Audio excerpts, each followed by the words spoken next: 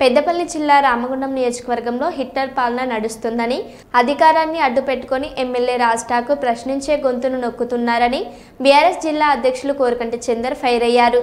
నియోజకవర్గంలో కూల్చివేతలకు వ్యతిరేకంగా బీఆర్ఎస్ బంద్ను కాంగ్రెస్ నేతలు వ్యాపారాలను బెదిరించి విరపింపజేశారని ఆయన అసహనం వ్యక్తం చేశారు.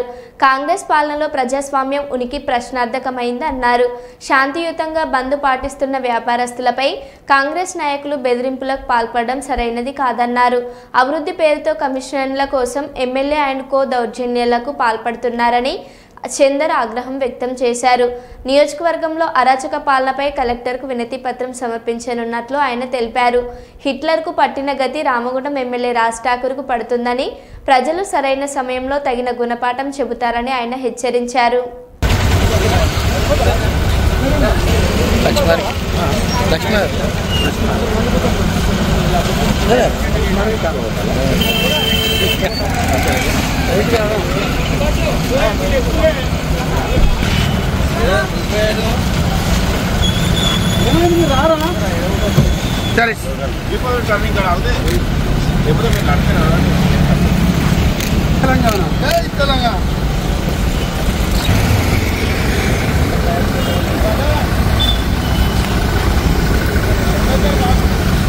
ఉన్నారు పెద్దపల్లి తిరుపతిలో ఉన్నారు అక్కడ.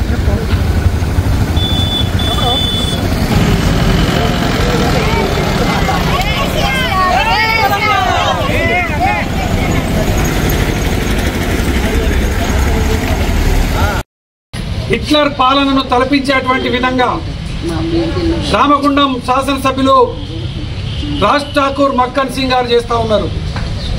ఈ కాంగ్రెస్ పాలన నియంత్రపు పాలన, నిరంకుశ పాలన అనేది ఎలా తేటతెల్లం అయిపోయింది.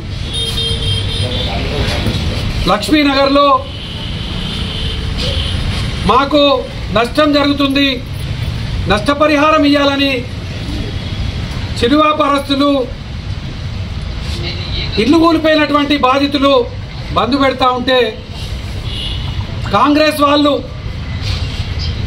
వాళ్ళను బెదిరించి మీకు ఇప్పుడు 5 ఫీట్లే అంటున్నాం, మీరు బంద్ పెడితే 10 ఫీట్లు తీసేస్తాం అని చెప్పేసి ఇలా బెదిరిస్తున్నటువంటి దుర్మార్గమైనటువంటి పాలన, హిట్లర్ పాలనను తలపించే విధంగా రామగుండంలో పాలన సాగుతూ ఉంది. గతంలో హిట్లర్కు జరిగినటువంటి బుద్ధి గుణపాఠం ప్రజల నుండి వచ్చినటువంటి సందర్భాన్ని కూడా చరిత్రలో చూసినాం. రేపు రాబోయే కాలంలో రామగుండంలో ఈ కాంగ్రెస్ పార్టీకి, ఈ కాంగ్రెస్ నాయకులకు తప్పకుండా ప్రజలు బుద్ధి గుణపాఠం చెప్తారు. ఈరోజు ఈ బంద్ను ఇలా మీరు తాత్కాలికంగా వాళ్ళను బెదిరించవచ్చు కాక, వాళ్ళ మనసులో ఉన్నది మీరు చేసేటువంటి దుర్మార్గమైనటువంటి పాలన వాళ్ళు ఇలా చూస్తూ ఉన్నారు. అభివృద్ధి పేరిట మీరు కమిషన్ల కోసం చేసేటువంటి పాలనను కూడా చూస్తూ ఉన్నారు. అందుకే ఈరోజు మేము కలెక్టర్ గారికి వినతి పత్రం ఇవ్వడానికి కూడా పోతున్నాం.